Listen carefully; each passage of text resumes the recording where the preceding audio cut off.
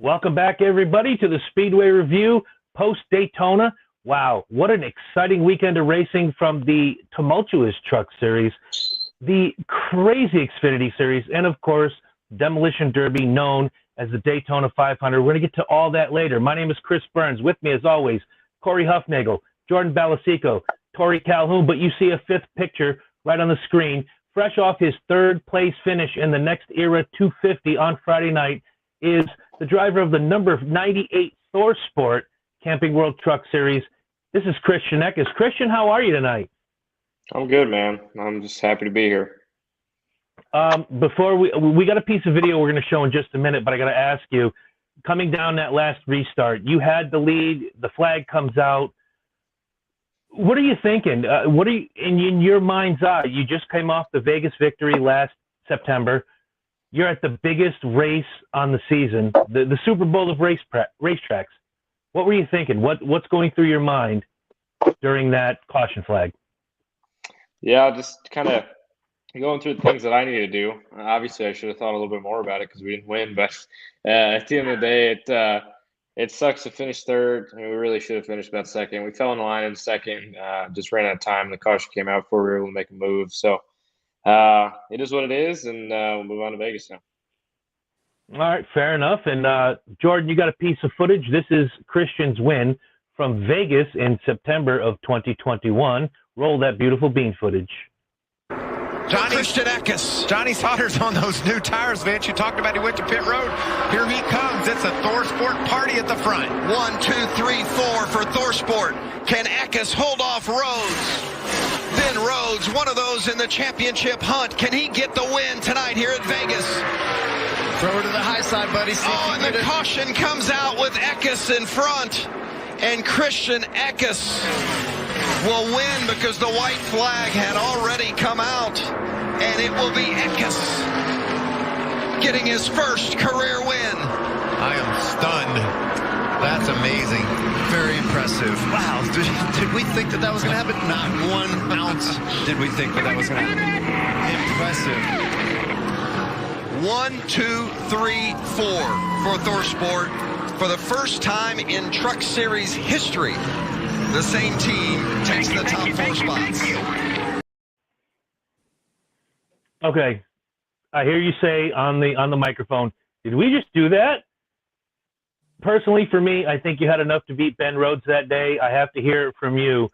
The white flag comes out, you're ahead, your teammate's right behind you. From an emotional standpoint, are you Jitter Jones or are you cool, calm, and collected on the wheel? I was pretty focused. I've given a lot of those races up before, so I just wanted to make sure that we were able to come through. And I knew we had a good truck, and I wish it would have stayed green just to kind of prove how good of a truck we had instead of just finishing under caution. But at the end of the day, just was definitely a good day compared to the past couple of years.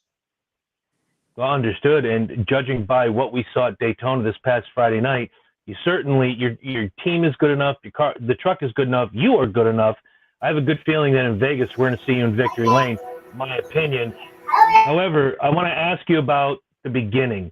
Young kid from New York, you get some racing, it's not a racing hotbed. Where does it all start for you? Yeah, so I was always kind of a fan of like going fast and doing stuff around our property when we lived in New York, that was. And always was kind of involved in racing. I liked watching NASCAR on the weekends. So I was mostly just a Cup Series fan. And eventually, my dad's buddy started racing at Bethel Motor Speedway. I don't remember when he started, but it would have been about 2010 when I went to go see him. And they had the Bandolero division there. And I always thought that, obviously the racing would be cool. And I found out that they had a rental program and rented a car for, I think, 2 races. And then our family bought a car, and I just kind of went up and up from there. And what was your first ever win in that car? It would have been a Bandolero at Bethel, I think in 2012. I always give my dad crap because for the first year of us racing our own car, we accidentally had a restrictor plate on the car. And I was horrible like absolutely terrible because I had like half the horsepower as everybody else. And he actually sat me down like 2 weeks before we found the restrictor plate and was like, man, I don't know if this is for you. Like, we're going lap down, we're doing all this. And he said, yeah, I don't know if this is for you. Then I started winning, obviously, after we took the restrictor plate off. And I always like to give him crap about that because he told me that I probably shouldn't be doing this. And I guess I proved him wrong a little bit. Do you think that was for safety reasons on Dad's part, or just trying to wean you in to learn defeat before you learn victory?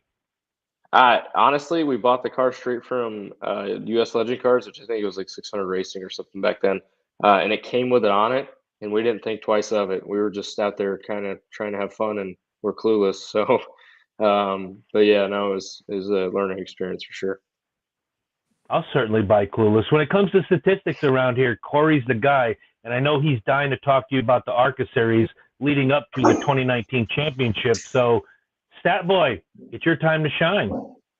Alrighty, so I'm looking at your stats in ARCA. So, wins on all time, you have 7 wins, 23 top 5s, and 35 top 10s. I see here you won 4 races back in 2019, and I kind of watched you a little bit in ARCA. And also, the thing is that, I haven't watched a lot of ARCA, but I kind of look at your results and I say to myself, I think this kid, this is going to be a one to watch. But then when I started watching you in the truck series, there was one race I remember, and I guess you made your debut at Iowa or something. And I think you finished in like the top 10. And I thought, man, for somebody, who's running in for like Kyle Busch, it was pretty good.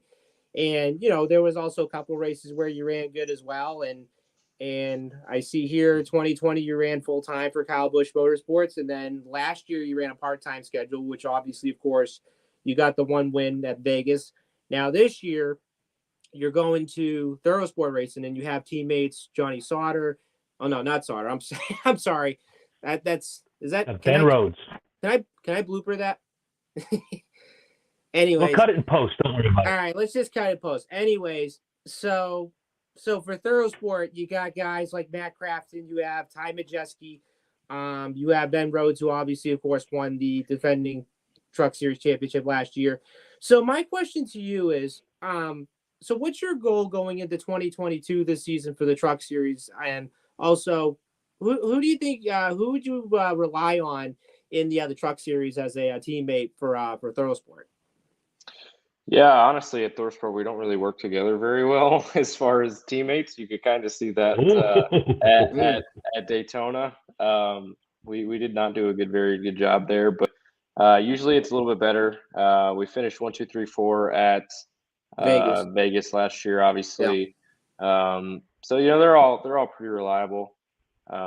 Just not at the speedways. We just can't find a way to work together. So overall, I just think our goal for 2022 is to contend on a weekly basis. We got one down, so now we just have to do it 22 more times for the year. And I feel like if we do that, the wins will come and will the championship contention at the end of the year as well. And also, my other question is, so the Truck Series is going back to Vegas next Friday. And of course, you won there last September. So how do you feel going back to Vegas the second time rather than going back there last year when you got your first win?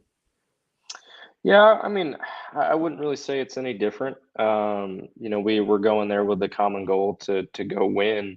But I wouldn't say that, anything's different. The Truck Series is such a challenging series, compared to what I've run and compared to really any series, that you really need to stay on your toes and you can't really expect to run well at a certain place where you don't really have any clue on how it's going to go. So we've liked to kind of slow everything down and take it day by day, lap by lap, and that's what's kind of led to our success.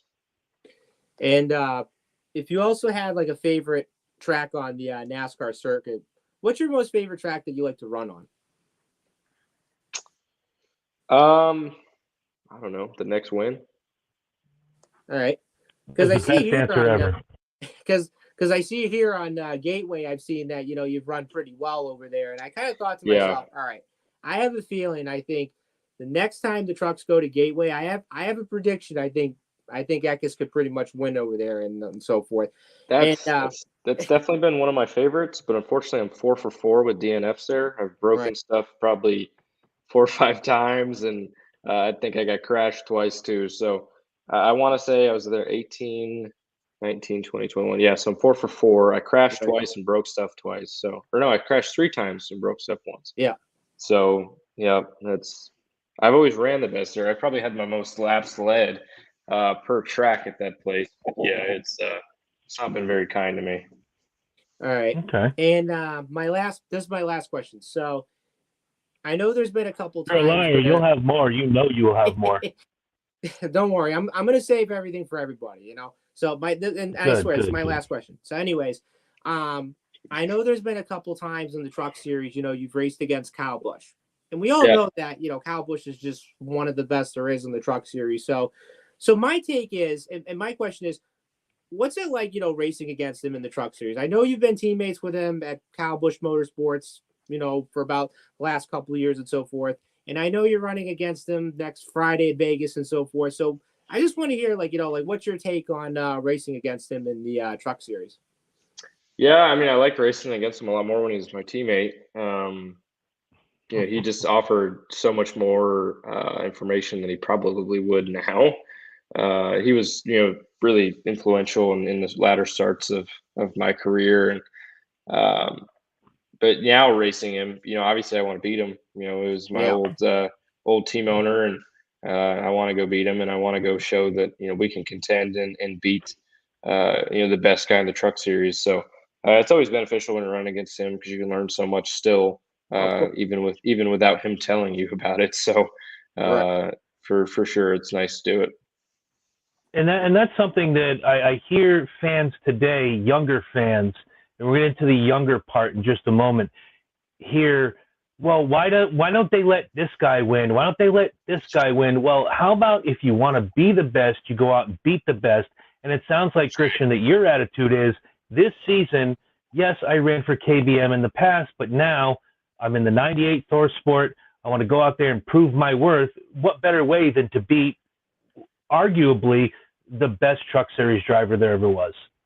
Yeah, no, for sure. You know, my KBM days are just so far behind me as a mindset aspect, and as a literal aspect too. It was 2 years ago now, and I'm so focused on where I'm at now with the 98 at Thor Sport, and I want to go show that we can contend and we can go do what they can do over at Thor Sport as well. So yeah, just we're all super motivated.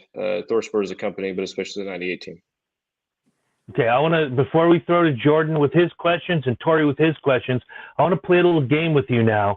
It's called Where Were You When? And I can tell you where I was on, let me get the date for you, November 10th, 2000. Now, Christian, before you tell me where you were, I'm going to tell you where I was. I had a girlfriend that dragged me to a concert by a band called Rat Dog, which if you've never heard of it, I'm not surprised. It is Bob Weir from the Grateful Dead and a bunch of his buddies. They played the Webster Theater here in Hartford, Connecticut. It wasn't a bad show. I got to meet Bob after the show, and I thought, you know what? I can do without the Grateful Dead. Christian, where were you on that date? Whatever hospitals in Middletown, New York. That's when I was born. See, there you go. I'm just going to show that I'm an old fart, and these guys all are the young bucks here at the show. Yeah. But I wanted to throw that out there because I saw the date when I was looking up your info and your credentials. I'm like, wait a minute, I know where I was on that day. I don't remember what I had for dinner last Tuesday, but I can remember the Rat Dog show. That's funny. The Rat Dog show. I don't think I've ever heard of that band before. It's probably a good thing. They weren't very good. It was a Grateful Dead type thing, and unless you drop acid weekly, it's not for you. It wasn't for me. I'd have rather been down the street at the Rock and Roll Club. But I know, funny. Jordan, you have questions. Hit me with a couple of questions for Christian Eckes. All right. So, what was it like? What was it like racing for Kyle Busch and racing against Kyle Busch?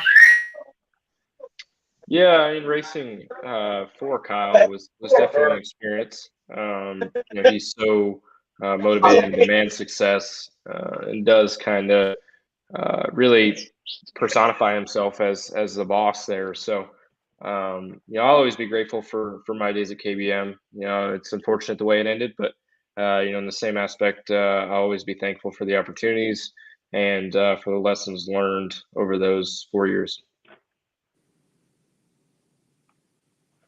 What specifically, and if I'm stepping on you, Jordan, I apologize. What specifically did you learn from Kyle in regard to racing on the Truck Series?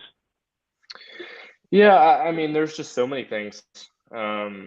Racecraft, mostly just racecraft. There's so many different things that the Truck Series do differently than ARCA, and the competition so much more, and to just elevate yourself.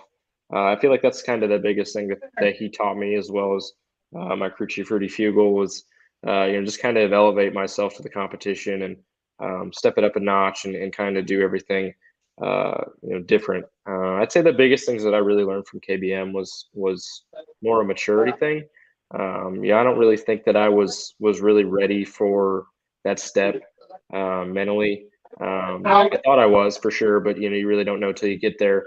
And there's so many things that different. From ARCA, you go from a bad day would be running 6th to a bad day, okay, now you're running 18th, and I just don't think that I kind of did a good enough job,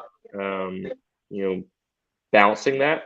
And at the end of the day, it sucks, but it is what it is. So I'm just kind of focused on the future, and that's all I can do. The two things that pop out at me that I want to ask you about: you have a 2016 Snowball Derby championship, but it also says here on your profile the year before you began racing late models for Junior Motorsports. Yep.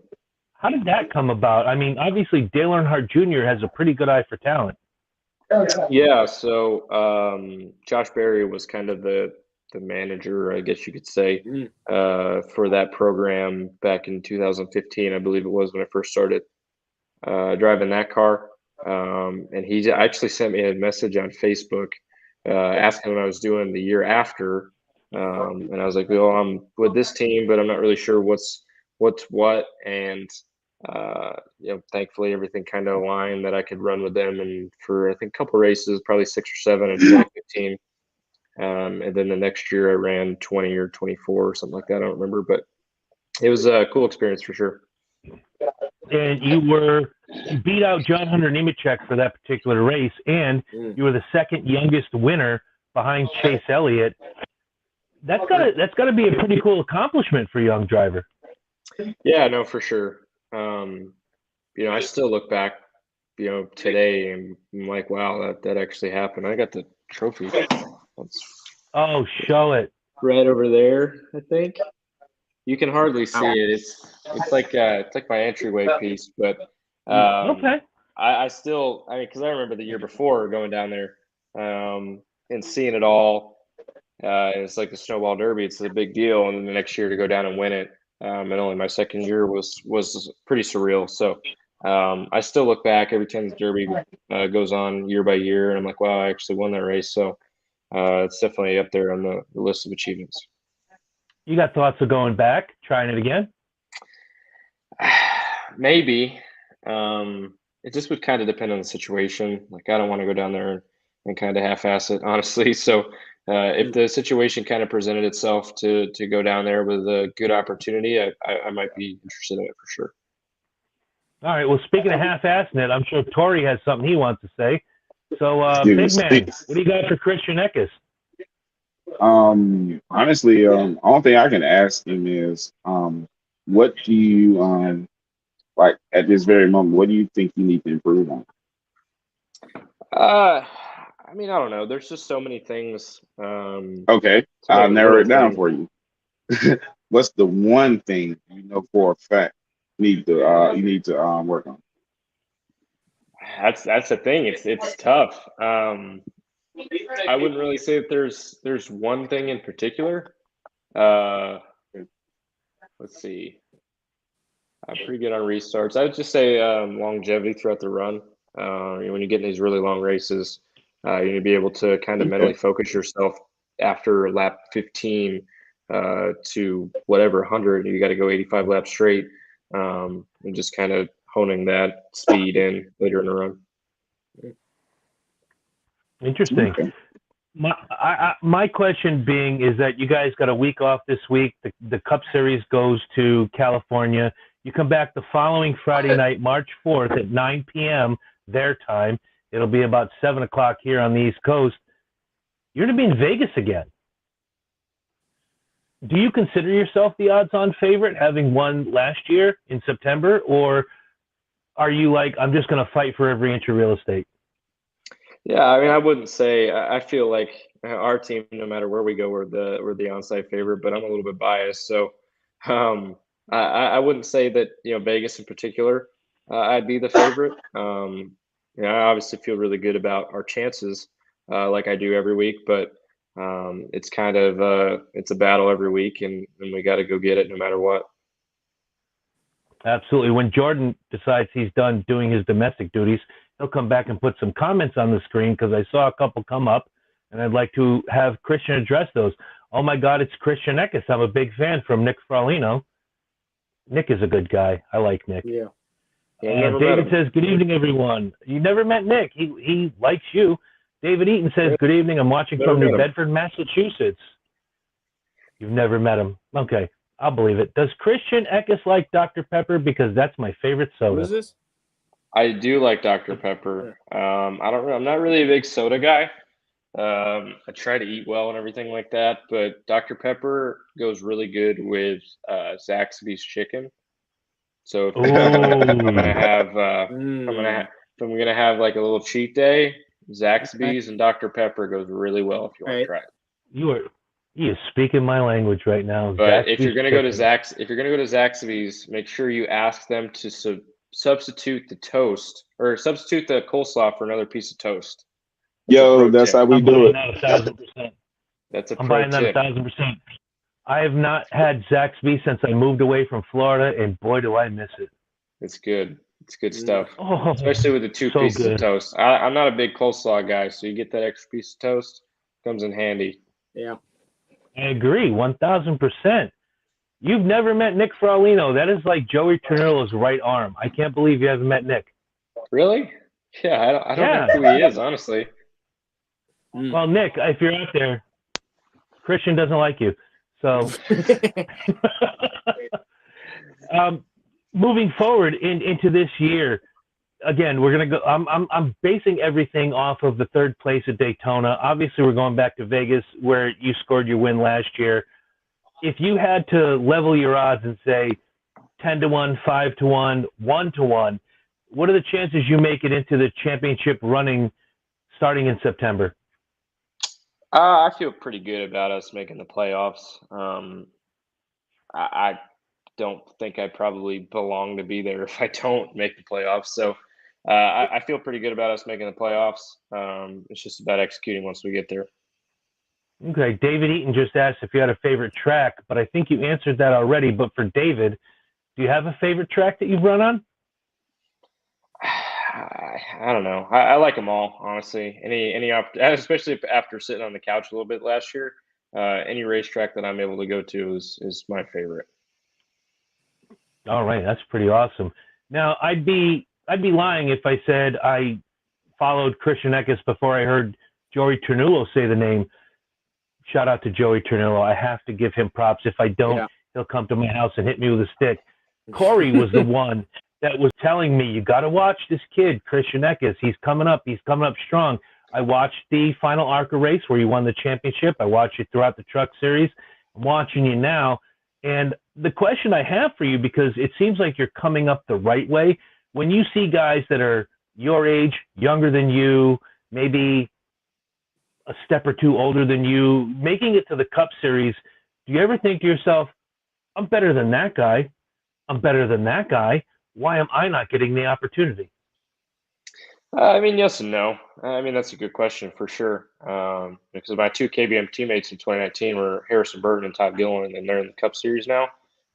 So it's always easy to point like, oh, look what they're doing. But at the end of the day, I've always kind of learned that it's best to just focus on yourself and what situation you're in.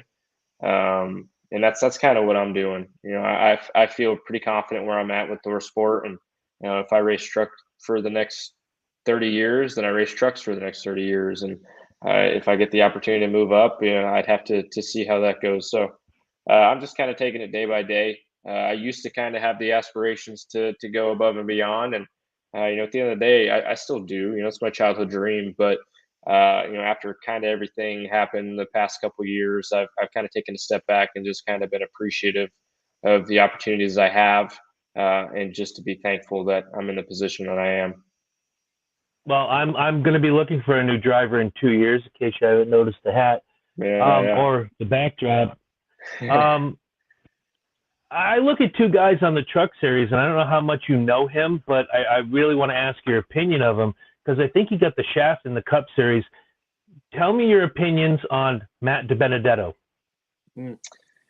I don't know enough to really make a determination. I think he'll have some decent runs in the Truck Series this year. I feel like he's had a lot of opportunities to shine. Unfortunately, he hasn't really made those opportunities shine maybe like they should have. But I think this opportunity to come down to the Truck Series is good for him to kind of balance out and see if he can make another run at it. So obviously he's talented. He's gotten rides in the Cup Series, and you don't get those by mistake. So I just think he kind of needed a reset and figure it all out. I can't disagree with you more. I can't agree with you more. Listen to me. Ooh. Anyway, Corey, Jordan, Tori, in that order. Corey, you got any questions that you want to ask Christian? All right. So I'm looking at the Truck Series schedule, and I know there's going to be 2 races this year that you guys are going to be running on dirt. You got the Bristol Dirt Race coming up April 16th, and then you have the race at Knoxville, Iowa, June 18th. So my question to you is there anything you're getting prepared for? And also, what's your experience, on running on dirt? Like, have you ever raced on dirt before? And of course, what's it going to be like, for you guys racing on the dirt tracks at both Bristol and Knoxville? Yeah, I do have some dirt experience. I ran really well in the ARCA dirts, but those are kind of mile long, different racetracks. I think I won twice and finished third and fourth, second and fourth, or I don't really remember, but we ran okay and had success on dirt. But Knoxville's kind of similar. It's just smaller than the mile dirts, and obviously Bristol dirt is kind of an animal of its own. I ran, I guess it would have been 3 years ago now. Wow. Eldora with KBM in 2019. I think I finished 6th, but that was probably the closest experience I've had to like a real dirt track feel. It sucks we don't go back to Eldora. It was such a good race, and the racetrack was prepped really well, and they did a good job with that, but it is what it is. And yeah, it'd be interesting to see, because in Knoxville was kind of more of like an asphalt race at the end of the race, and kind of same thing with Bristol. So have to see how it goes. Okay. You finished 6th. You finished 6th in Eldora, right? Yep. Mm-hmm. It's a pretty good run, especially on that track. That's a fantastic run. Yeah. Yeah, I do okay sometimes. I was going to say, I've seen seasoned drivers wreck their cars there, and I've seen rookie drivers do really well there. A 6th place finish is nothing to sneeze at. Yeah. So as I'm looking through some of your stats here, one of the things that really popped out at me was 2020. You made the playoffs. Gross. Don't talk about 2020. Oh, boy. Oh, dear. Never mind. No, keep going. Keep going. I will. No, keep going. It's fine. I just give you crap. I have to point back to Corey. He was always telling me, watch Christian Eckes. And then the more I got to know Joey Ternullo, because if I don't mention his name, he's going to beat me about the head with a wiffle ball bat. Yeah. He's telling me, watch Christian Eckes. You make the playoffs. Without going into gross, disgusting detail, what happened? In the playoffs? Yes, sir. Let's see. It's like what? A bad stretch of 3 races. So I mean really the whole year. When I look back at 2020, I just kind of see a lot of missed opportunities. You look back, we blew a right rear with 9 to go at Pocono, leading by 2 seconds. Texas, I finished second to Kyle, but probably should have beat him that day. Yeah. Kansas finished second to Crafton, should have beat him that day. Michigan was leading coming to the white and got past and finished second that day. And there's countless other ones. I mean, that's 4 right there that I feel like we should have capitalized and won. That just didn't happen. So, that kind of just happened in the playoffs as well. We never really had that like execution that I was looking for, and obviously what the team was looking for as well. And we went to Bristol, ran 14th or something terrible. Went to Vegas, ran 8th, and then we crashed at Talladega. So it's just kind of a terrible first round, which led to our exit. Your teammates now, however, the spin, some say it was intentional, some say it was just good hard racing with Ben Rhodes. You're on the same team now. You're wearing the same colors. Have you spoken about that? Oh, yeah, we've spoken about it before. It's it's a sore subject. I'm still not very pleased about it. I mean, we're teammates, we're okay. Like, I'm fine with them, but yeah, that was an interesting one. That again with Corey pushing you and everybody I know, and I have to watch this Christian Eckes. He's coming up. He's up and coming. I think you're the next big thing. Spare me any comments or criticism, anybody out there watching, but watching that spin, I was like, oh no, his playoff hopes just went out the window. Yeah, that was in the second round. The second round, we actually ran really well. I wish we would have made it to the second round. We could have been okay. I think it finished. Oh, I thought it was in the first. My mistake. No. So the first round that year was Bristol, Vegas, Talladega, and then we went to Kansas, Texas, Martinsville. So we finished sixth. Right. We finished 6th at Kansas, but should have ran top 5. I felt like we could have won Texas. Yeah. I think we should have won Martinsville too. We were finished 4th, but yeah, same deal. I mean, we just didn't execute. There's probably 6 races that we should have won, and it just didn't happen. So that's just kind of the year of a lack of execution, and yeah, you just had to bring that up, man. I'm looking at the line right here. Richmond 18th, not bad. Bristol 12th, better. Not bad. Las Vegas 18th. 18th, not bad, terrible. Considering somebody had to finish 34th. Yeah, I mean 18th is still terrible. I'm in a race winning truck. Fair enough. I'm walking this forward. 18th, 12th. If you ain't first, you last. Damn right. Why don't you sit down, Ricky Bobby, while I'm talking to this gentleman right here? Christian, do not listen to that guy. They've all learned. But you're right. Kansas was 6th. Texas was the unfortunate incident with Ben Rhodes. You close out the season with 2 4th-place finishes. Yeah. To me, that would have qualified you or anybody else with a logical thinking brain for a full-time ride in 2021, yet here you are having a part-time ride in 2021, where you come away with 1, 2, 3, 4, 5 top 10s and a win. I mean, who's doing the math here?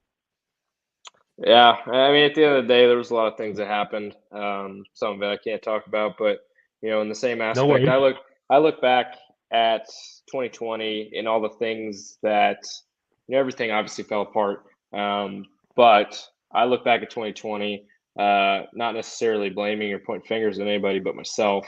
I always look back like, man, maybe if I would have won this race or the other 5 races that I should have won, the situation would be different. And I can sit there and talk about all that and how, I wish I'd done this, and this different. But at the end of the day, it's in the past. Like I said, I feel like I'm in a good spot mentally now, where I'm pretty focused on the present and the future, and just taking it day by day and step by step to get back to where I'm looking to be. Okay. Jordan, you got anything? Any track that is not on the current Truck Series schedule, what is a track that you would love the Truck Series to race at one year? Probably Nashville Fairgrounds Speedway. The Super Speedway, I've never raced on it, but we're going to race it this year. But I won an ARCA race at the fairgrounds, and it was always one of my favorite tracks. I think back in 2019. And I've always wanted to go back with the Truck Series, and I feel like it'd be a cool show for sure. Interesting. Corey. Well, I know there's been talks about, NASCAR going back to the fairgrounds within the next few years. And I kind of thought to myself, and I know that, NASCAR is trying to go back to the Music City. I mean, we have Nashville Super Speedway, which we went back to last year. And now, going back for the second year, I kind of thought, okay, so if we can get Nashville Super Speedway and Nashville Fairgrounds, I mean, that would basically be a home run, in that market as well. But I would pretty much just say, and I think everybody's probably going to doubt on this, but I would say that, if North Wilkesboro gets, revamped and renovated, because I know, of course, they're starting to rebuild that racetrack. I think that would be an awesome track, for the Truck Series to race on. And of course, when you talk about North Wilkesboro, I mean, you talk about, a storied history of that racetrack. I mean, think of it as kind of like, and I hate to describe this, but think of it as kind of like Fenway Park almost. It's like pretty much the oldest track on the circuit, and you thought about guys, that have raced there, like Gordon, Earnhardt, Yarborough, Petty, Pearson. The list just pretty much goes on and on. But I would say, I'm hoping, within the next few years, the Truck Series could race at, the fairgrounds once that gets rebuilt and opened up. And then hopefully North Wilkesboro, once that gets rebuilt and opened up. And because the thing is that I look at the Truck Series, of course, I look at tracks where, I say, okay, I like to race at this track again. And then, of course, there's some tracks where I'm like, how come we don't race here anymore? But, and this is actually kind of a funny story. So back then when I used to watch the Truck Series, and I think this was back in 2006, I remember when it used to be a veteran series when you had guys that were 50 and older. Now I look at the Truck Series today, and of course, thinking back from 2013 to now, I think of guys that are 26 and under. And I've seen you come up in the Truck Series, and I've seen everyone else, that have either raced in the Truck Series or now that are in Xfinity or in the Cup Series. And this is what I tell everybody. I say, we're now in a new chapter of all the young guys that are coming in, and all the veteran guys that are probably going to be retiring within the next 2 or 3 years. And quite honestly, I mean, I like the Truck Series, and I like any series, that races any weekend. And also, I will say this, and I will close this out.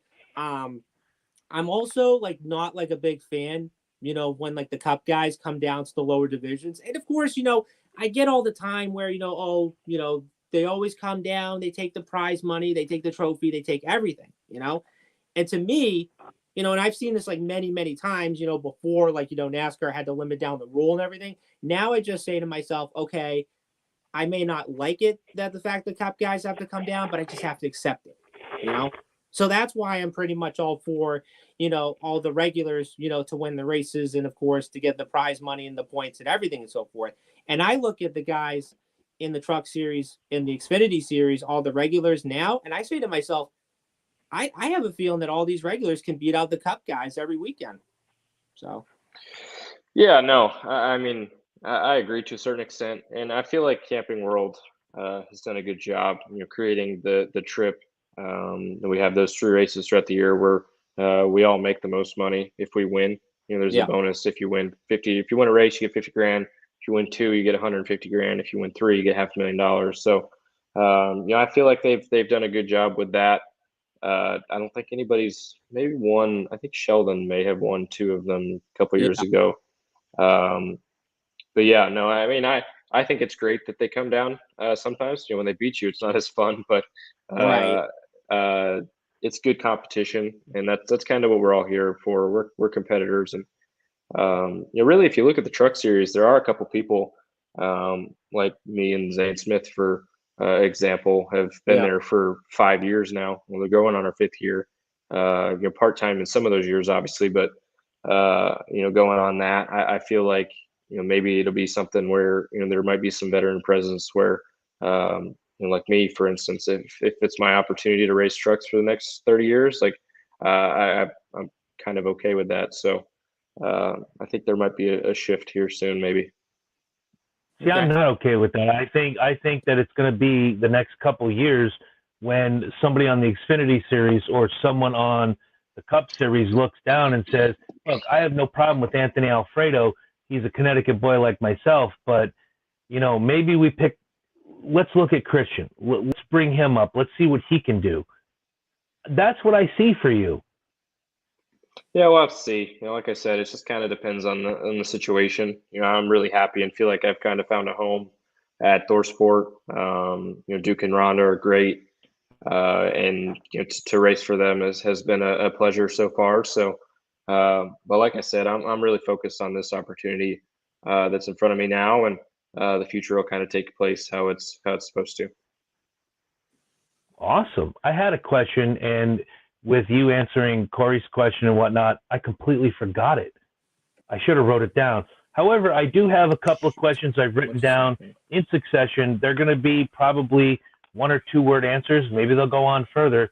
But let's personalize you to the people. What is your favorite musical band or artist?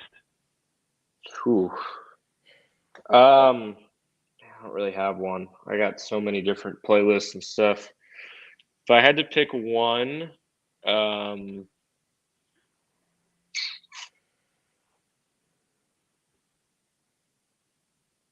don't know. Maybe Motley Crue. Maybe. All right, I'll take Motley Crue. Absolutely. We'll go with that. We talked about it. We talked about it before you came on the air. What's your favorite beer? I might get some flack for this. Michelob Ultra. No worries on that one. What's your favorite movie? Back out, guys. Sorry. My favorite That's all right. movie.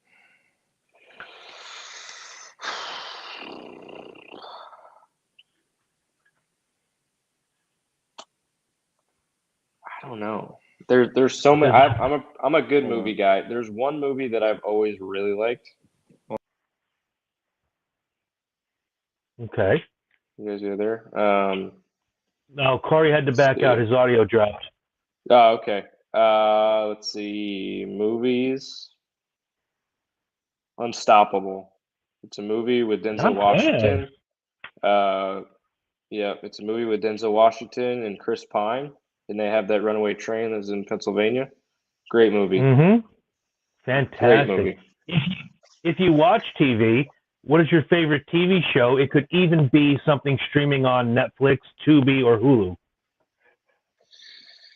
My favorite TV show, probably The Office, is my wow. Favorite. For a young guy like you, I would have never saw that coming.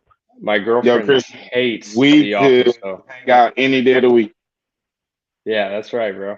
Yeah, my girlfriend hates The Office though, so whenever she's at college, that's my Office watching time. Okay, fair enough. I'm a Cobra Kai guy myself, but hey, Corey's back. Look at that.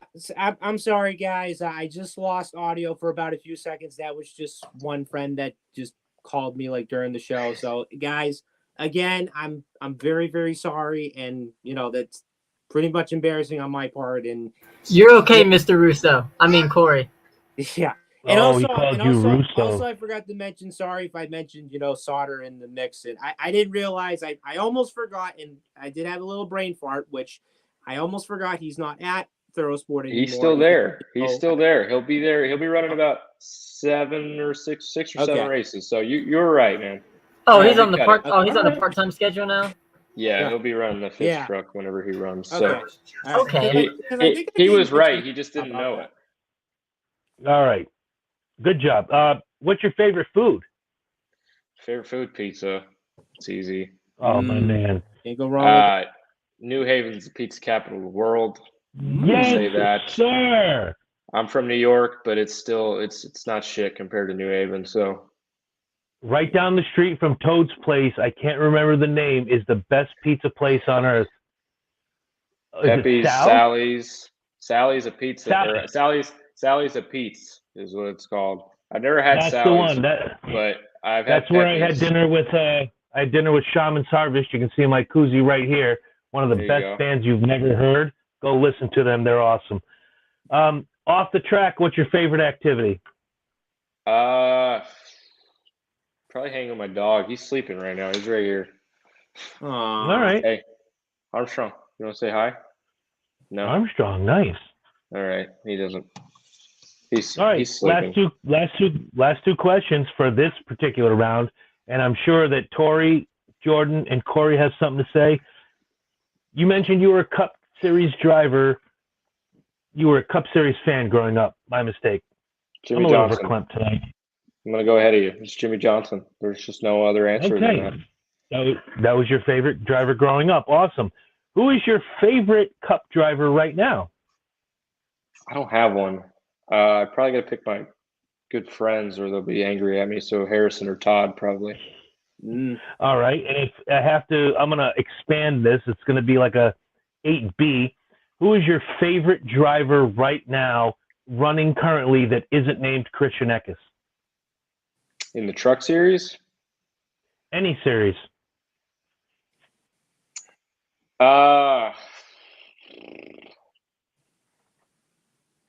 Like I said, probably Harrison or Todd, just because I was on Xbox with them 15 minutes before the call, so. Oh, wow.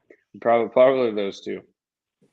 Okay. A listener came in with a question. Jordan, if you could put that up one more time. What's the thing you must do while you're in Daytona, other than drive? Is Joey on this call? I got. No, this is from Owen Reed. I didn't see Joey hasn't popped up yet. Yeah. So yeah, Joey knows what the best thing to do in Daytona is. But I feel like my go-to thing. So do I, but I'm asking you. And I feel like the best thing in Daytona is just the beach. Daytona can be a little bit rough here and there. It's pretty old school, but the beach is pretty nice. So are you talking about that beach. special club on A1A? The special A1A. club? Yeah, Beachfront Avenue, right there. Oh, there's a special club down there. I have another podcast where I do 1-star reviews of clubs like this. Oh boy. He texted me, and actually he's out. He's listening. He texted me the name. Never mind. Oh, Walnuts, you jackass! What are you doing? By the way, Joey, I got to return your Green Bay Packers jersey. I did you no luck. I apologize. So, gentlemen, raise your hand. Who's got more questions for Christian Eckes? Nobody. You guys are killing me. Jordan, go ahead. Trust me. So, for many years, I've enjoyed watching Matt Crafton. What's it like racing against Matt Crafton and being his teammate? Yeah, actually, funny story. It was 2018 at Iowa. I know we talked about it earlier on the show. I was actually lined up behind Matt Crafton for practice, and I was like, "Holy crap, that's Matt Crafton!" Like, I guess this means I'm actually in the damn truck series. Like, I had the big Bernards on the back of it, that yellow 88, and that was kind of like my moment, like the welcome to the truck series. And now, kind of getting close with him over the past 2 years, being teammates has been super cool. And he's a super good guy and really helpful whenever you have or need advice or anything like that. So it's been interesting for sure, and super happy to have him as teammate. Wow. Matt Crafton's a guy that I've watched for years and years, obviously being as old as I am. I always give him crap because he made his first truck series start before I was even born. I give him mad props because he drove perhaps my favorite truck of all time. I believe it was the number 6. It was 2004 Richmond, Virginia, Rock and Roll 400. The truck was adorned with my favorite band of all time, Kiss. There you go. That was probably when he was racing for Harvick, right? Yeah, it was. He had the Harvick, yep, and RCR had the 2 cars with Hornaday in the 2 and then Harvick in the 29. All of them adorned with Kiss. There you go. Oh, so good. But Matt Crafton will always have my respect because it doesn't matter how and I don't want to say the word old because that's kind of disrespectful. No matter how aged he gets, he's always a contender. And just a couple years ago, walked away with a championship. Yep. What do you learn from Crafton? Yeah, there's a lot. The way he goes about it in the relaxed state, and like the amount of knowledge that he has towards racing and stuff like that, just for doing it a long time. You can learn a lot from him. Oh, did I lose somebody? We got everybody. Okay, good. All right, It looks like, Tori, you're killing me right now. Do you have any questions? Honestly, it was something he said. It was one of the questions you asked, and I was trying to remember what I was going to ask you. Okay, fair enough. Corey, George. Oh, Corey's got his hand up. Go ahead, sir. All right, so I'm looking on the Truck Series schedule this year. So it looks like you guys are going to a few road courses this year. You got Sonoma, which the Truck Series is going to be going back there for the first time since the late 90s. You got Mid-Ohio, which is going to be my home track. Yep. So Mid-Ohio, the very first time that the Truck Series is going to be racing there. So my question to you, and also I also forgot to mention, you guys got COTA in a couple weeks, which I have to say this. Circuit of the Americas, the first time I saw all 3 races there last year, that track is literally gorgeous, like from inside out, whatever. Yeah. So My F1, man. Oh, of course.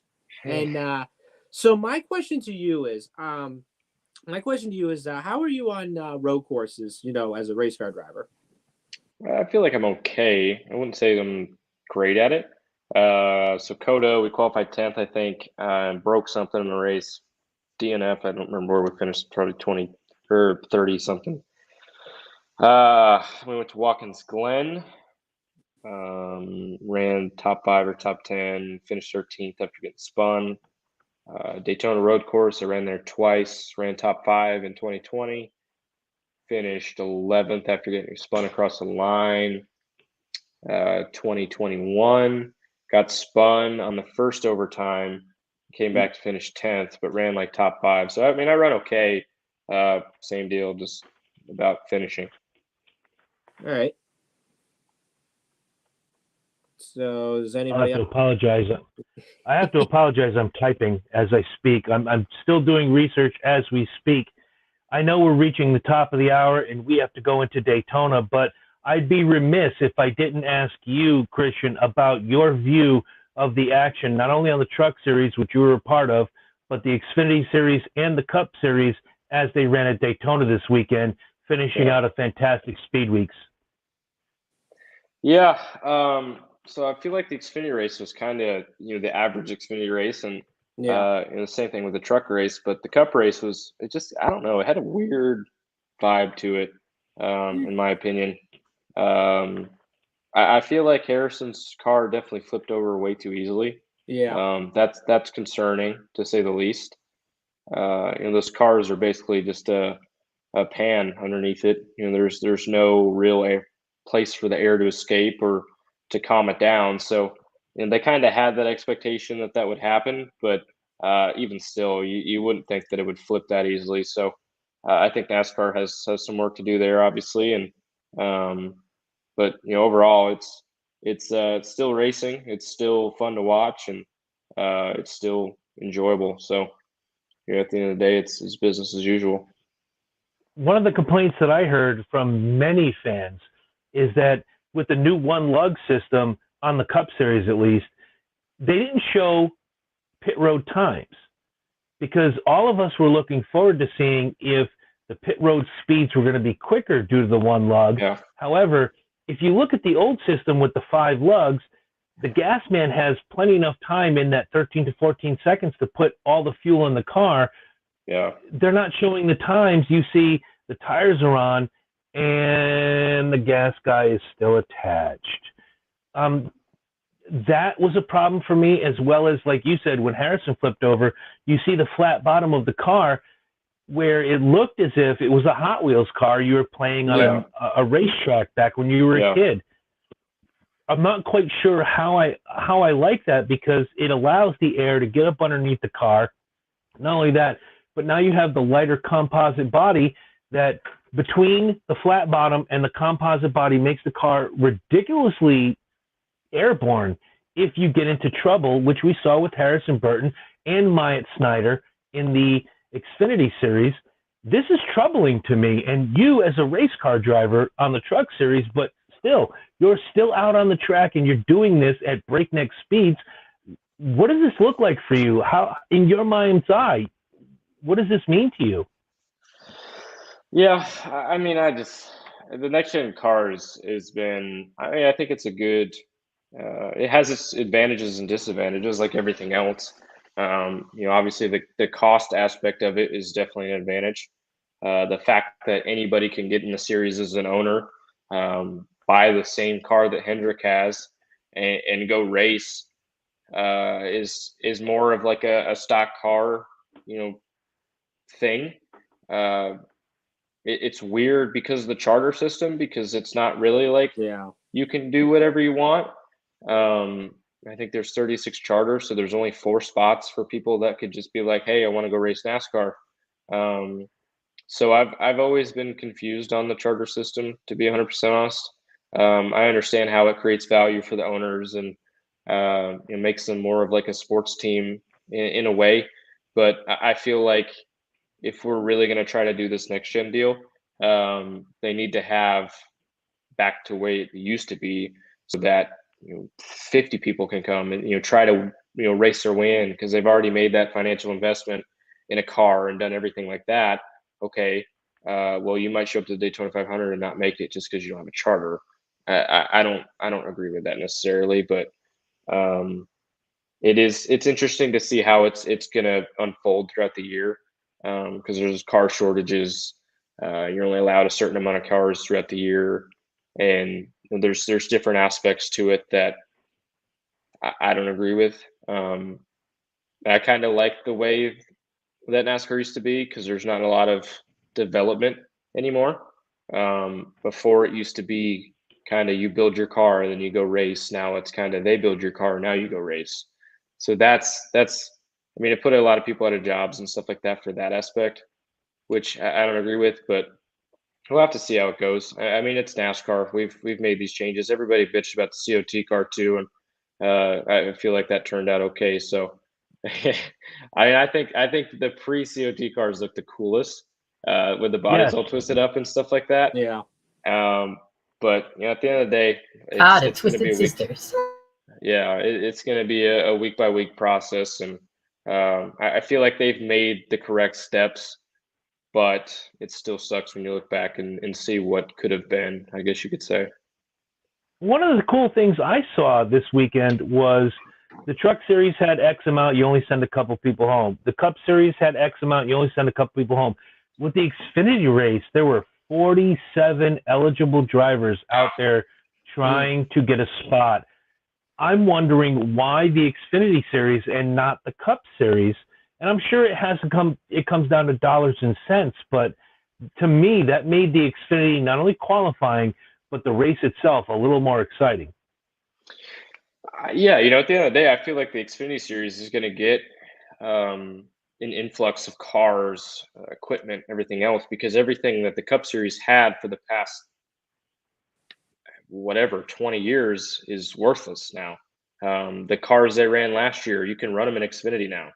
All they have to do is cut the Cup bodies off them and put an Xfinity body on them. So this year was really the perfect time, if you're an owner for Xfinity, to go out, buy a bunch of stuff to next to nothing, put an Xfinity body on it, get a motor, and go race. So I feel like that series has a lot of potential now with all the stuff that's kind of came out of it to move forward.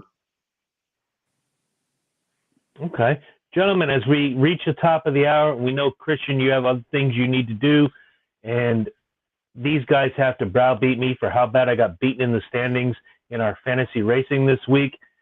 Gentlemen, do you have any last questions for Mr. Christian Eckes?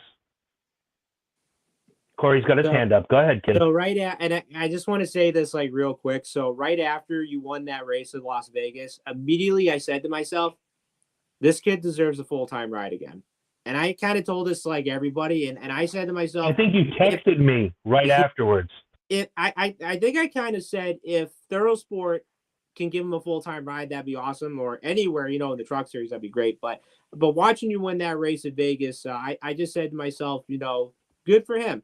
And I was really happy too. And I said, the kid deserves a full-time ride. And sure enough, you have a full-time ride running the 98 for Thorosport. And not only that, I wish you the best of luck this year. And I hope to see you rack up many wins this year. And hopefully we can see you in the championship in November.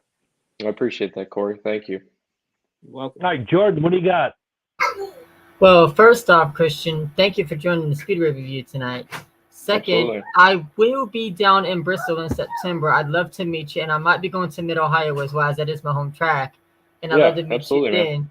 And I run another show called World of Auto Racing Podcast. We would absolutely love to have you on there sometime this season. Yeah, for sure. Just send me a message, and we'll see if we can clear something out. Sounds good to me, buddy. And good luck this season. Thank you. All right, let's go to the big show. Tori, what do you got, kid? Nah, bro. What truck are you looking forward to getting at now? Vegas, and then I'm looking forward to getting to Atlanta, then I'm looking forward to getting Dakota, and then I'm looking forward to the other 17 after that, or whatever, 18 after that.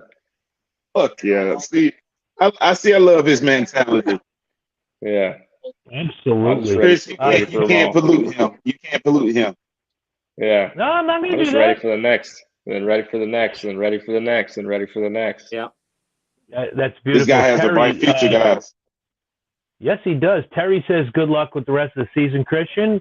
And we're all looking forward to seeing what you can do.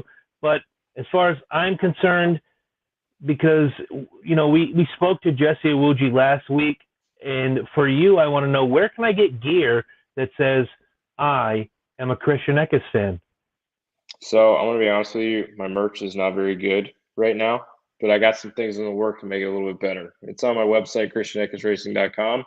It's really simple. It's just my logo right now, but I'm working on to getting a little bit better. So we'll go from there, and I'll let you know. Well, I've got instant access to you when I need you, so I'll shoot a message out, or you shoot a message out, and I'll be there, debit card in hand. Let's do this. I want some gear. Yeah, I see the Joey T-shirt there. Yeah. I got one this upstairs. man. I thought about wearing it today. I got one upstairs. I got me all messed up. I got my buddy Richie Helger Jr. Okay. Staff or Seekonk guy. Okay. on it. Seekonk, right up Corey's way. That's I've right. been there a couple of times. Good track.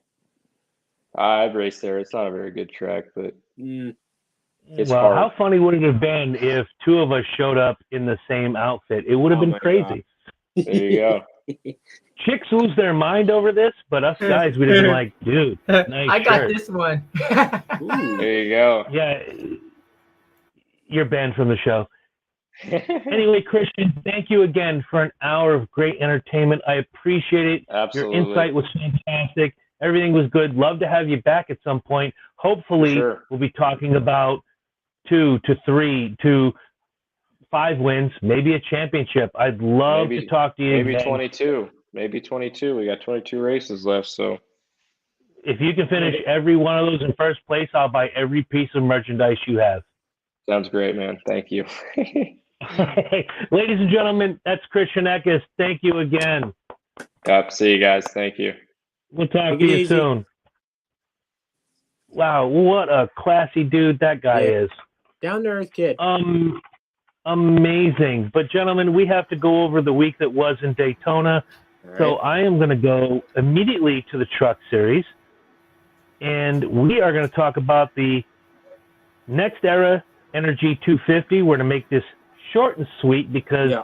I know there's a couple of you that want to browbeat me to the ground for these picks. But the Truck Series ended with Zane Smith winning after a late race restart where Christian Eckes was in the lead. And then once the flag comes back out, they start racing again. Zane Smith and Ben Rhodes make that pass, and Zane Smith is your winner.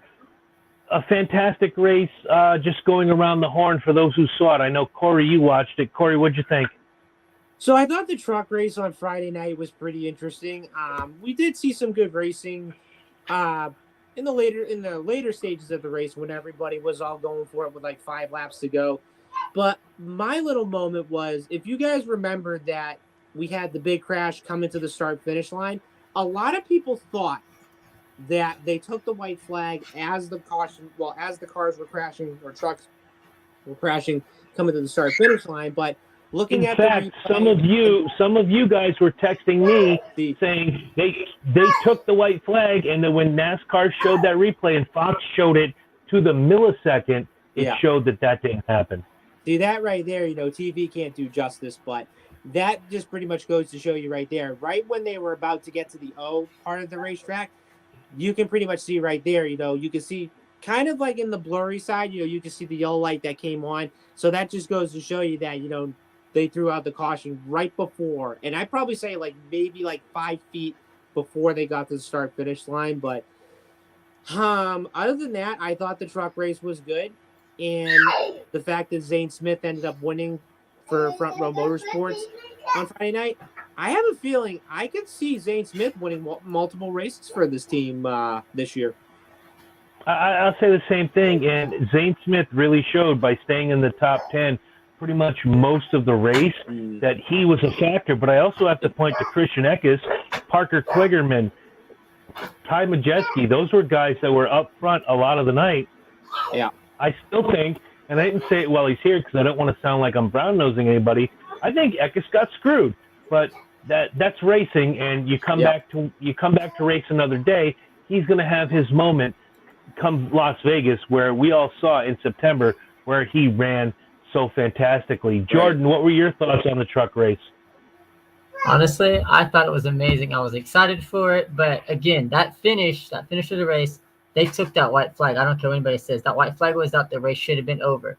But I do agree. I had Eckes winning there. I was cheering for Eckes. I said, "Come on, you got this." And I was kind of bummed when Deegan got messed up. She was having a fantastic run. I'm just like, no. All right. But congrats to Zane Smith. Absolutely. Tori, did you watch a truck race at all? Actually, I didn't, bro. Okay, well then this is the part where I break down the race itself. Zane Smith was your winner. Ben Rhodes was second. Christian Eckes third. We just got done talking to Christian. Tanner Gray was fourth. Parker Kligerman fifth. Jesse Little sixth. Ty Majeski seventh. Oh God, I can't remember his name. Derek Bond. It doesn't matter. He finished eighth. Carson Hocevar was ninth, and Matt Benedetto was 10th. Your other notables: Riley Herbst was 12th. Stuart Friesen 16th, Haley Deegan 17th. Going down the list, Tate Fogelman was 22nd, John Hunter Nemechek with a disappointing 24th. Lawless Allen, the worst name in racing, was 25th. Tyler Ankrum 28th, Grant Infinger 29th. Colby Howard, who led some early laps, was 30th. Johnny Sauter was 34th, and all the way down in the BJ McLeod position was Dean Thompson. Now we move along. We're going to go to the Xfinity race. Let me get my gimmick up here. I'm sure Corey's going to have a little bit to say about this race because his boy, Mike Snyder, took quite the trip. And I will show it. Oh, my Lord. You know what? Why don't you go ahead and show that right now, and we will move on from there. And here's what happened behind him. Oh, AJ's got to manage his gap here. He's doing a good job of it.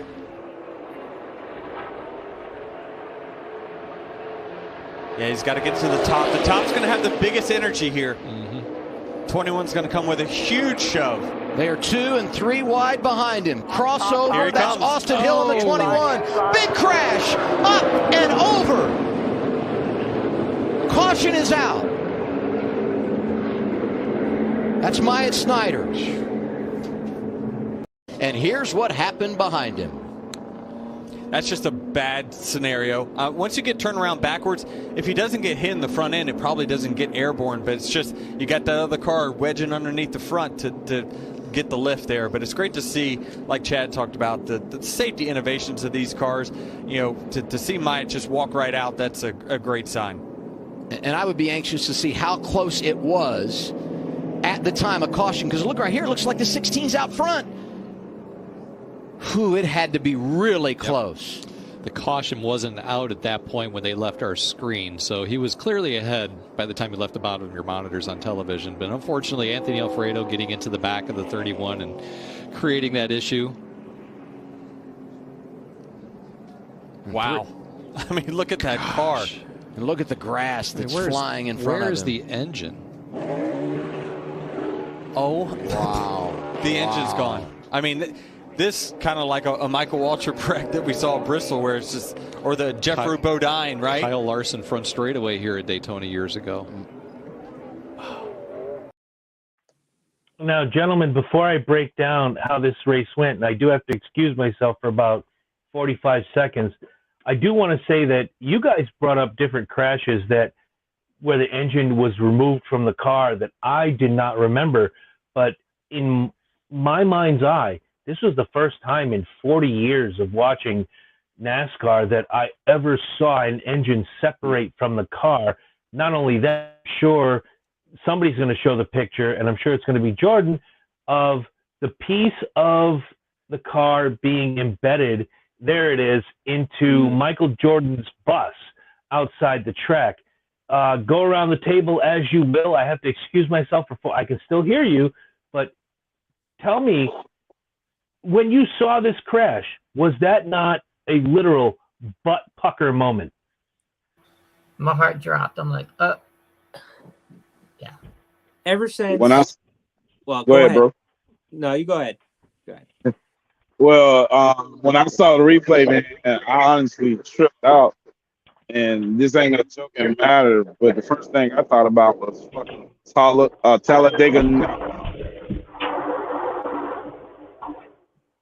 But so my thought on it was, looking at the crash on the last lap, as it kind of went like up and over, when it kind of went up like in a weird angle, I kind of said to myself, okay, this is really gonna look bad.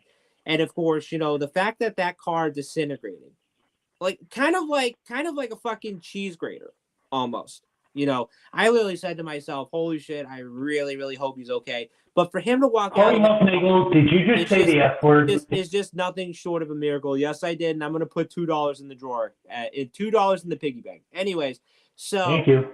Ever since we lost Dale Earnhardt 21 years ago, we haven't had a fatality ever since then. And NASCAR does a really good job of keeping these cars safe, keeping the driver safe, building a safer car as well.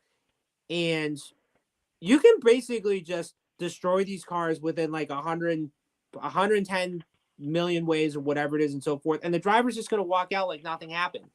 And I just look at the Xfinity series, I mean, they've had some bad crashes whenever it comes to super speedways and whatnot, but I would pretty much just say for Myatt Snider to walk out of that car after that just happened, I just literally said to myself, and I said the same thing for Ryan Newman too. I said, how he got out of that car after surviving a crash like that it's just I can't even ask myself questions on this, And also the fact that the crash happened right where Michael Jordan's bus was, and yeah, he had a little bit of a wake up call on that one and so forth. But I will say, all in all, I thought the Xfinity race was good. I'm happy that Austin Hill ended up winning the race. And I will tell you guys, and I will say this, I think Richard Childress' Xfinity team is going to be a one to watch for this season. Not only Austin Hill, but also Sheldon Creed as well. And I see a lot of big potential out of this team. Right. Speaking of Sheldon Creed, I would like to announce that Sheldon Creed is officially a married man as of today. Yay! Oh, congratulations, Apollo! Yeah. Who's the lucky woman? Nice job. He's like, I don't know. I don't know. I don't know. Lillian Garcia, for all we know. Jesus. You're not doing your job, Jordan. Oh wait, let me rephrase that. Let me rephrase that. It's a okay. Let me rephrase that. They are having a baby this June. So wait a minute. He's already a married man. He's just having a baby? That's not news. People all over the world have babies. Kyle Busch has 2 babies. Yeah. Oh, look at you go, Sheldon. Hey, I thought that was a good picture. Fantastic. Yep. All right. Well, Tori, did you have thoughts about the Xfinity race, or you didn't watch? Tori, that's you. Yeah, I was sorry, I was messing with my phone. But yo, I think I caught like the last 12 laps or something. But man, that was a dog fight. The last 4 laps. Oh yeah. But honestly, I just say it's just straight passion. Oh yeah, and I will put the Xfinity race as the best race of the weekend. If we can give a little award, go yay, and say this is the best race of the weekend. Did not disappoint. Battle all the way to the end. The only thing that pissed me off was I was rooting super big and super hard for the Dinger, AJ Allmendinger. Yeah. Didn't quite finish first. He said super hard. Dick was riding on hard. No, I did not say stop it. I said Allmendinger was riding hard. He should have won. I was rooting hard. You need to stop. You, sir, are banned from the show. Anyway, let me run down the top 10 and other notables from the beef. It's What's for Dinner, 300. Austin Hill, thank you, Corey. Austin Hill was your winner. AJ Allmendinger second. Noah Gragson third. Riley Herbst was fourth. Justin Allgaier fifth. He was quiet most of the race. Found his way to fifth. Sheldon Creed sixth. Anthony Alfredo, the Chicken Man, was seventh. Ryan Sieg was eighth. Josh Bilicki was ninth. And Brandon Brown rounded out your top 10. Your other notables, Ty Gibbs ran a great. No, you got what joke? Chicken Man. I just got it. Chicken Alfredo. That's what we've called him that for years. J.J. Yaley, 13th. Jeffrey Earnhardt, 15th.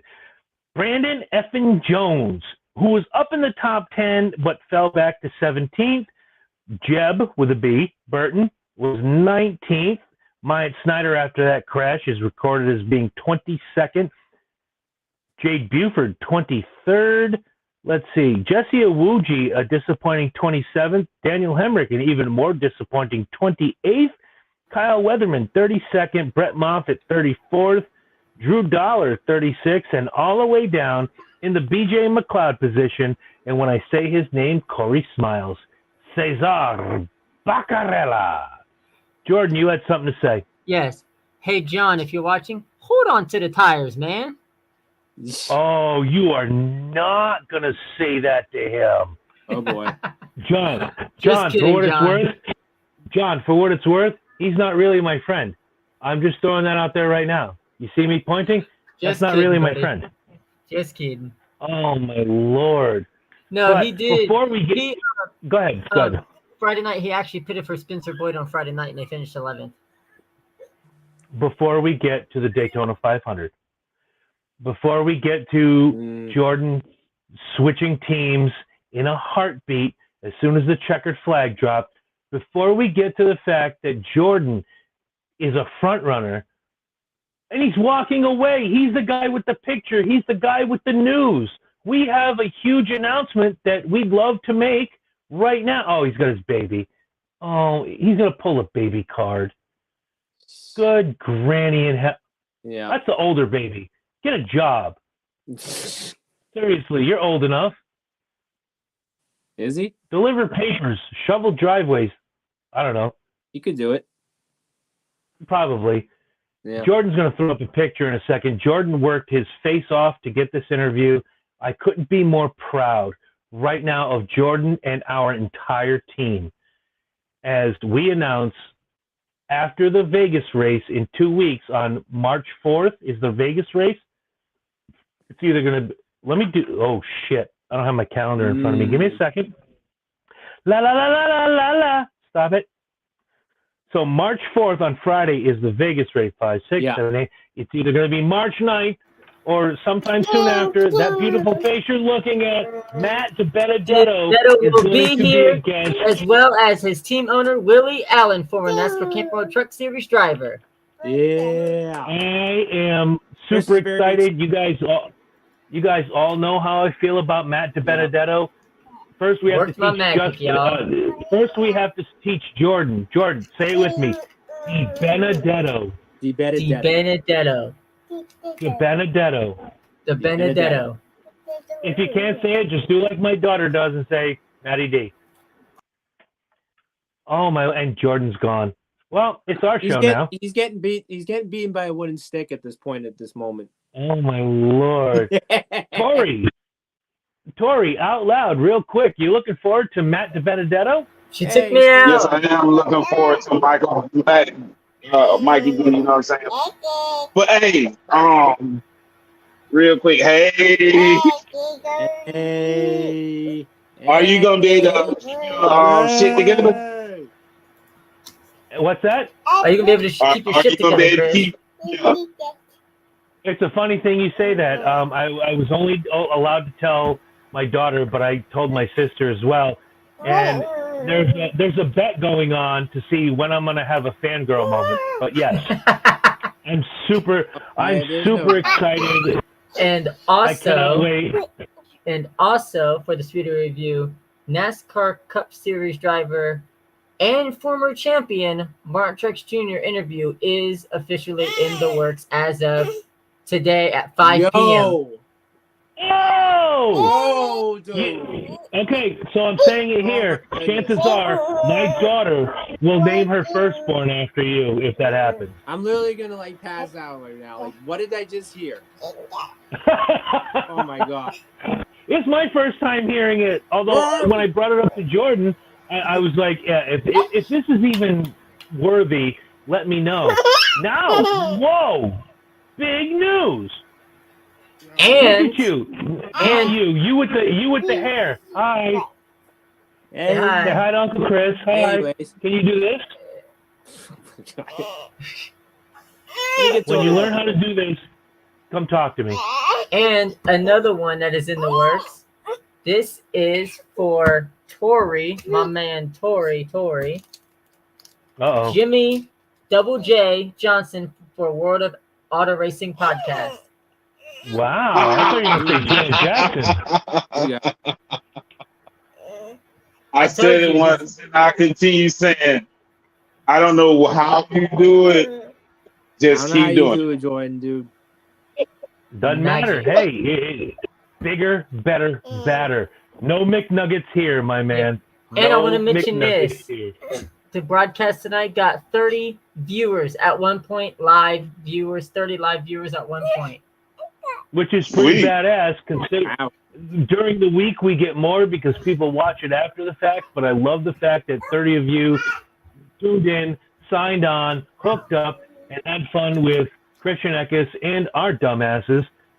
So this is the disappointing part of the show for only one person. The Daytona 500. Wow. An unbelievable, crazy... Look, do you have footage of the Harrison Burton wreck? I do. I have something to say about it when you're done rolling that bean footage because I am pissed off at the racing public for what they think versus what actually happened. Roll that beautiful bean footage. Now watch the 21 up high with Brad Keselowski behind. He's flanked off that right-hand side.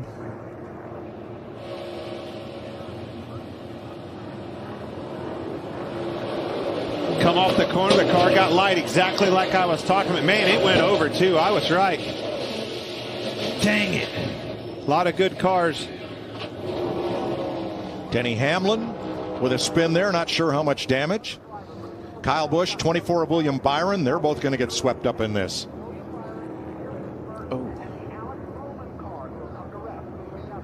Denny Hamlin, Christopher Bell gets into Burton. And that's a long slide on the asphalt. into the safer barrier hard for Byron.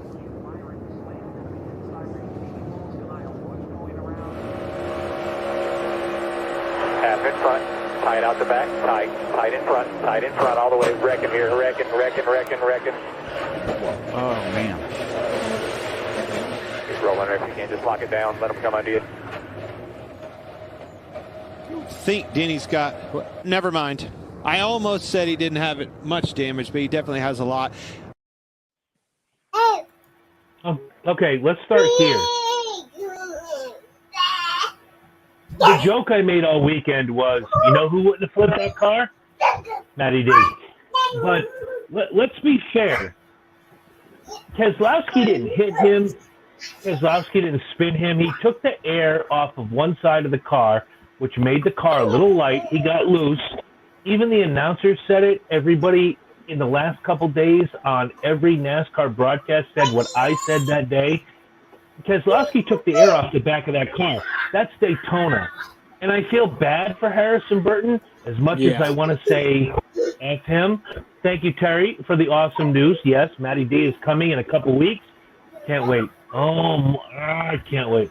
Anyway, Keselowski didn't cause that wreck.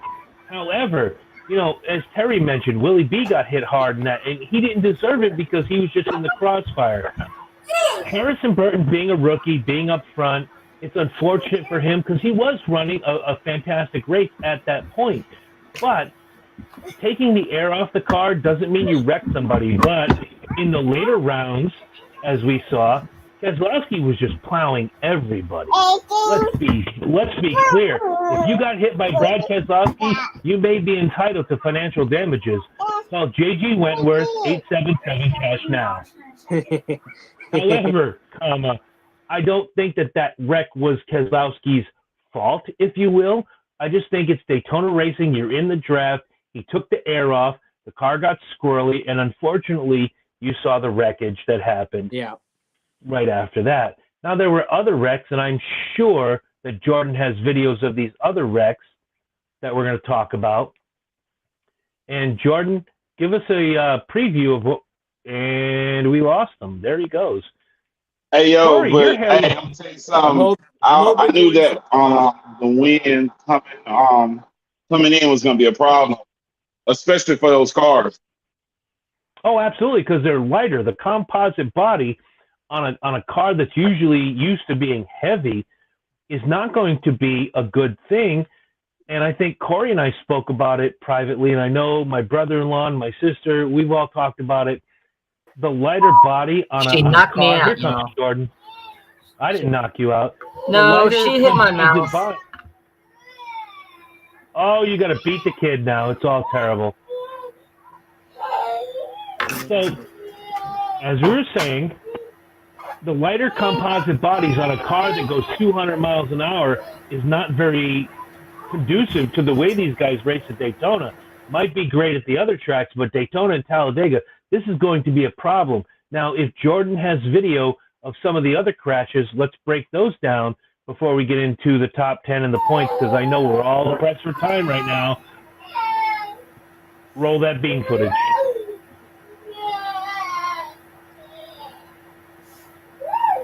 Or don't, whatever you want to do. La la la la la la. Harvick outside of Keselowski there. And Bubba Wallace. Here comes Larson. Oh. Jammed up.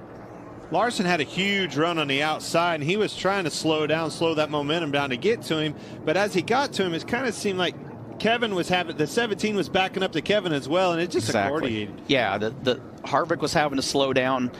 Larson's got a huge run here, but watch Kevin try to. Kevin's got to run on the 17 at the same time, so Kevin has to check up here, and Kyle's got a ton of momentum. Yeah, you saw Kevin kind of move to the outside, and Larson was trying to tee him up, square him up, so it was a good bump draft, and they both hit at an angle and spun him around. And you could see how the exhaust pipes out of the 5 car. You could see where he lifted, so it wasn't like he just ran in there and plowed through. And 2 cars that shoot through the middle, Kyle Busch and David Reagan in the 15. one more inside, then you're clear low. He moved up to square up to the 17 rather than the time as the 5 hit him. It's just a timing thing, accordioned, and away they went. Dang it, took out a lot of good ones there as well. You don't lift at Daytona. If Chris Buescher, if you're anywhere out there, you don't lift at Daytona, because then Harvick has to lift, and then Larson comes in full speed, and I don't blame Kyle Larson for this crash. I blame the 17. 1,000%. You don't lift at Daytona. But what is, and I was angry for about a minute, but it's all good.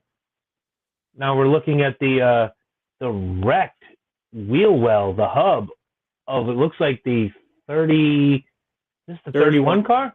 Yeah. Wow. Do we have footage of the wheel coming off of the 50? No. Again, the one hub, I'm the one That's why. I'm not a fan of. Due to copyright, I don't have it. Well, let's just say F you, Money Mayweather. But the race was actually very, very entertaining.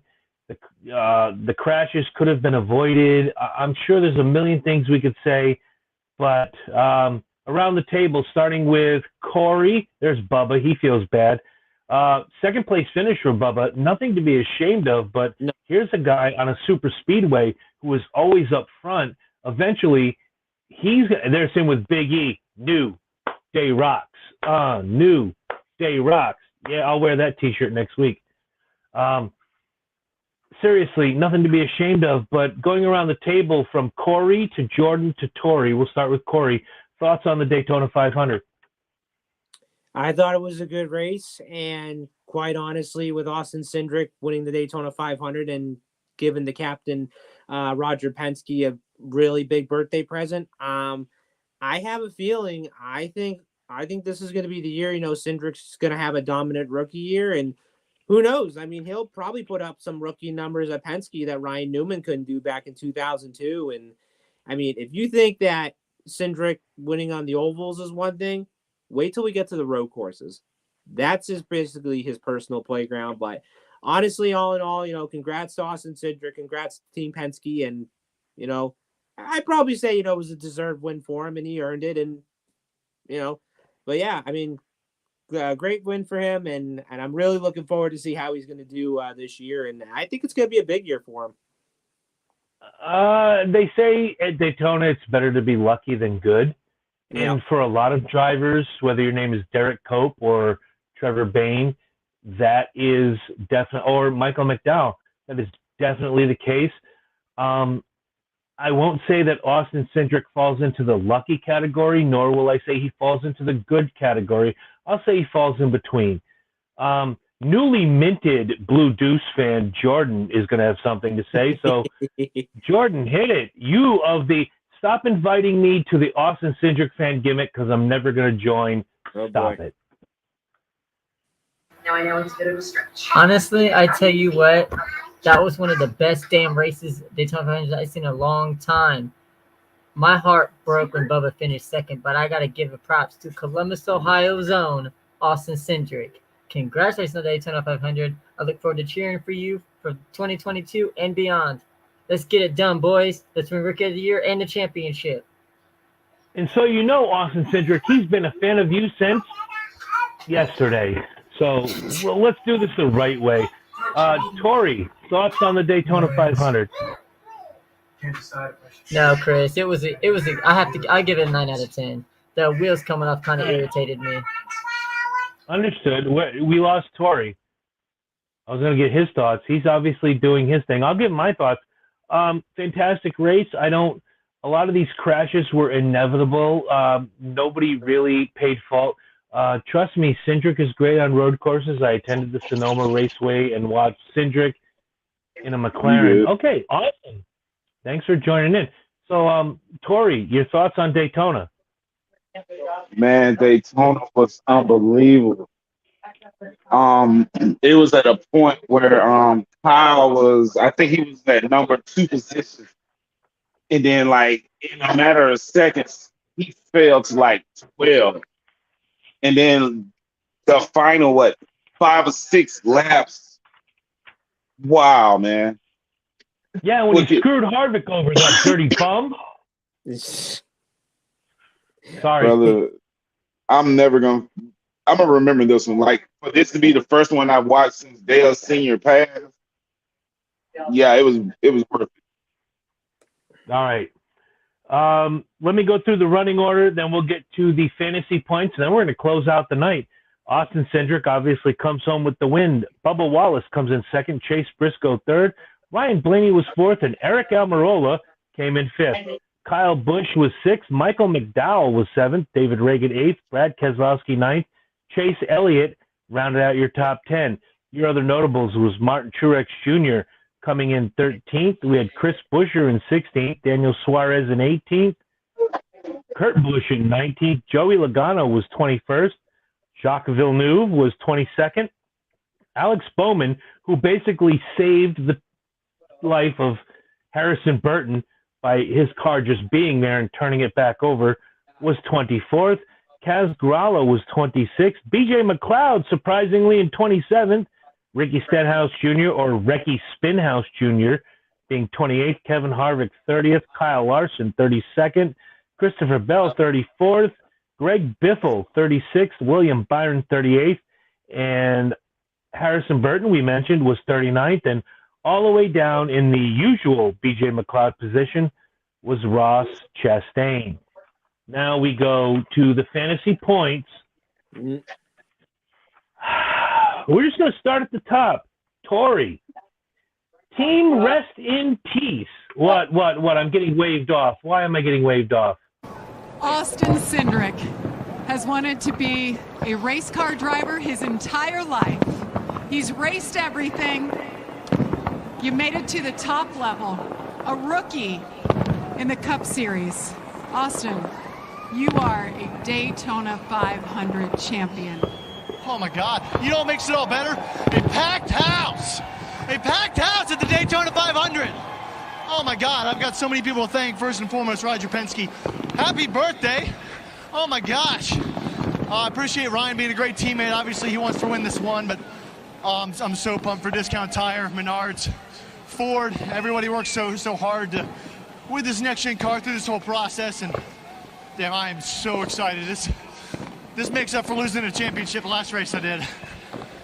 You're an Xfinity Series champion, but this is a whole new ball game, Austin. I know you spent a lot of time working just this week on drafting and doing things the right way. How did you adapt so quickly to get it done when it counted on the last lap? I'm surrounded by great people. That's all there is to it. I know there's going to be highs and lows.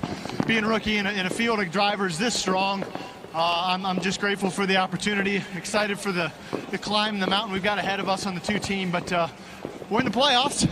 That's one good box checked, but my gosh, what an awesome group of fans, what an awesome race car.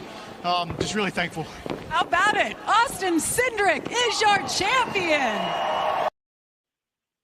All right, I gotta give him credit. The kid was humble. Dude, I'm very right. He was gracious, and I still don't like him.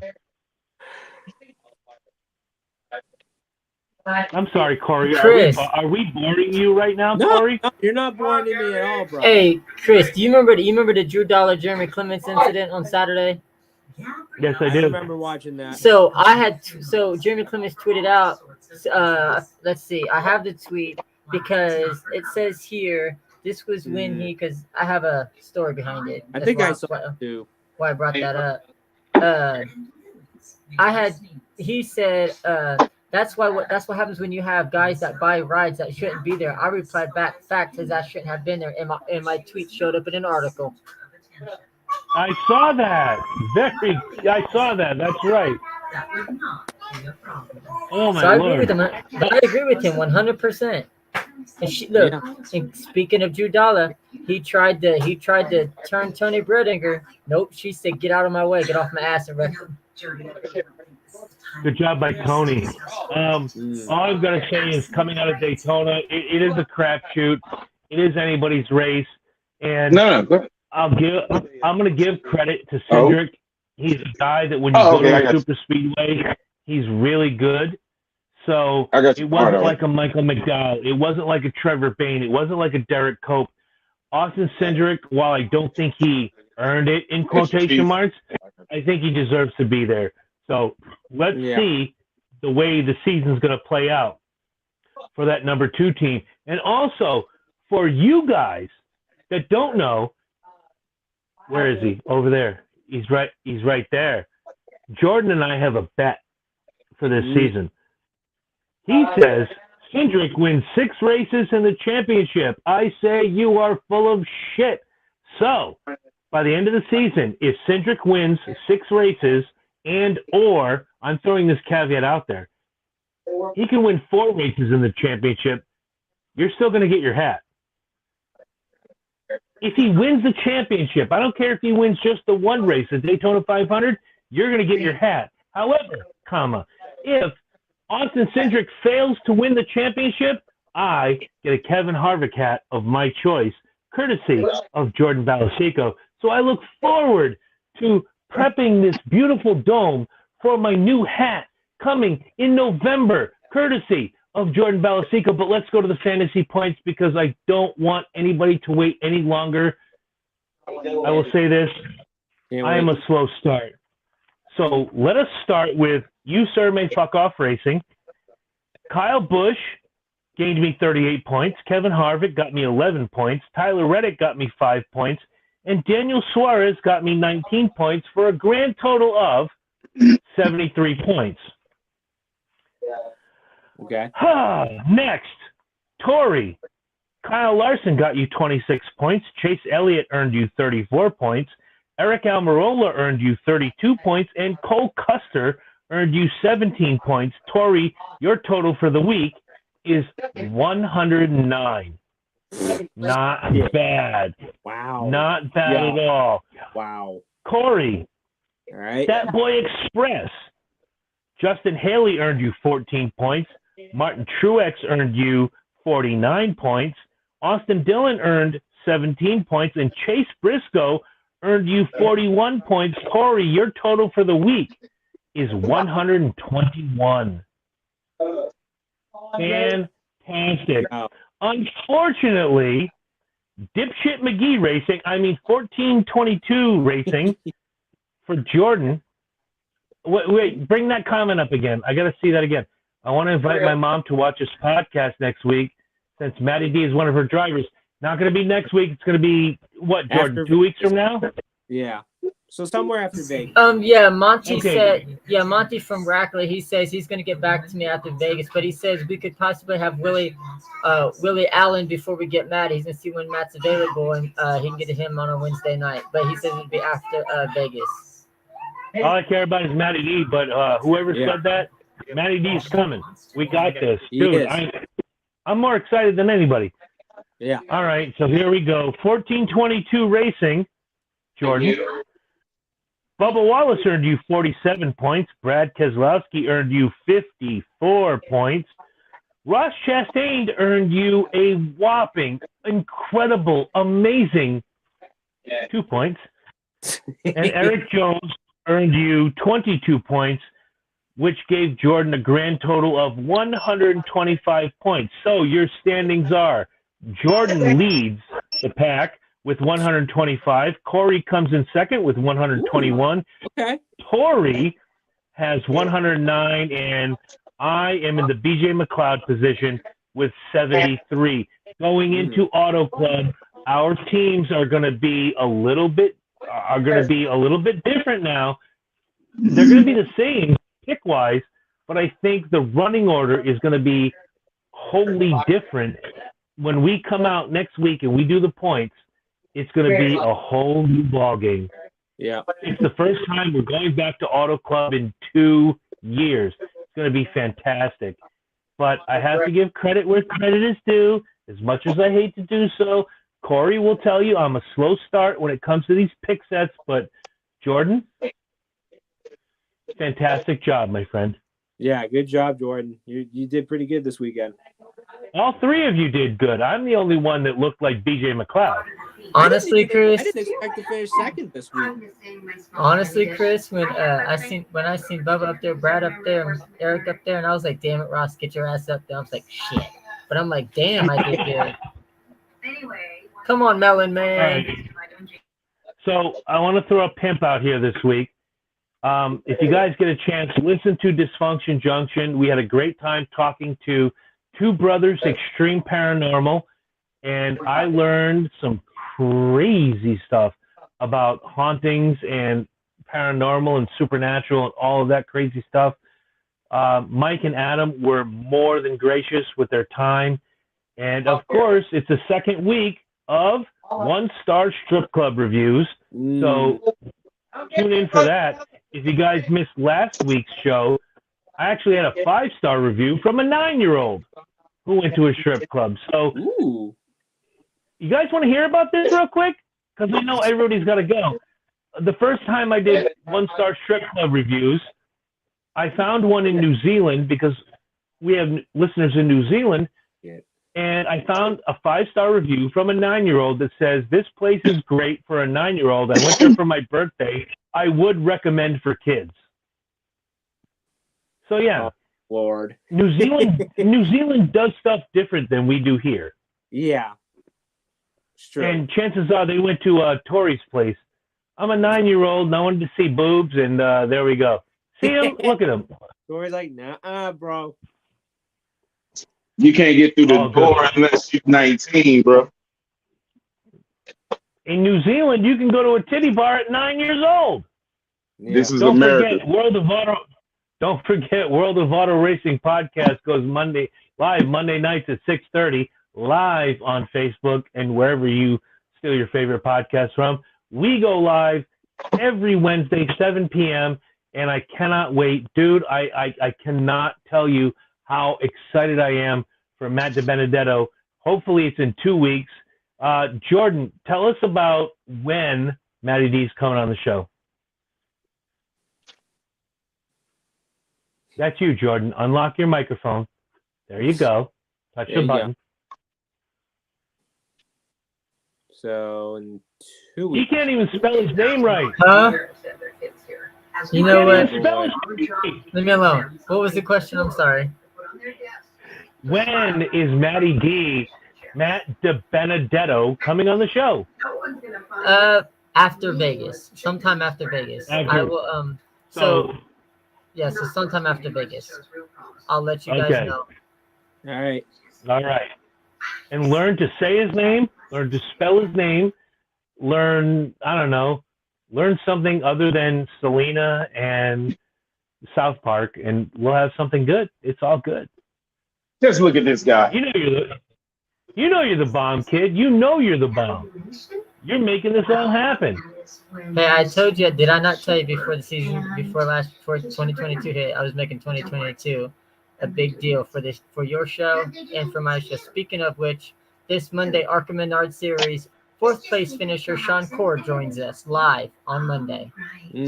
Nice. Very nice. And Tim Richmond Racing. Tim Richmond will probably get with me on probably like on a Sunday evening or whatever for a little bit. So just a lots in store for you guys and for us as well. But peace out, y'all. I got to tell you before you leave, thank you. That's all I got to say. Thank you. That's it. That's all I got to tell you. Jordan, Thank you. Jordan was saying Matty D's name like Amara. That's her granddaughter. No worries. I'll send you that video at some point. Hey, hopefully, guys. Hopefully, before I say this quick, hopefully, sometime on the show we can get Haley Deegan. Oh, Jordan, you have your marching orders. Corey, I'm already working on it for my show. I'm already working on it. Alrighty. If you get it for Warp. Hey, I've already talked to David Gilliland. I'm in there. All right.